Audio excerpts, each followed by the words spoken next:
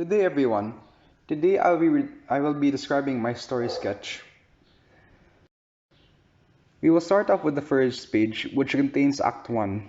We start with a view of a forested area where we see two children running as a giant follows from behind. They then hide under a bank of a river while the giant looks around. They crawl under the bank along the river. They find an abandoned mansion on the end of the river. The giant finds them and tries to grab them, but misses. The girl grabs the boy's hand and they both ran to the mansion. Suddenly, two more giants appeared. One came from the forest, and the other came from the river. The giants reached to grab them, but they got in time before the roof crumbles and the entrance is closed.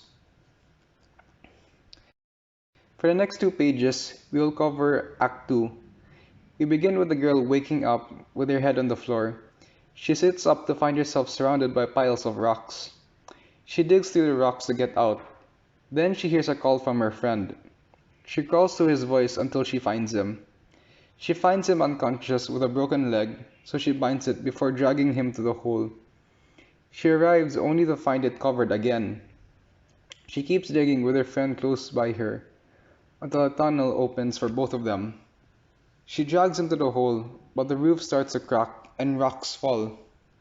She covers her friend until the rumbling stops. She gets up only to find the hole covered again. She drags her friend along to find another entrance.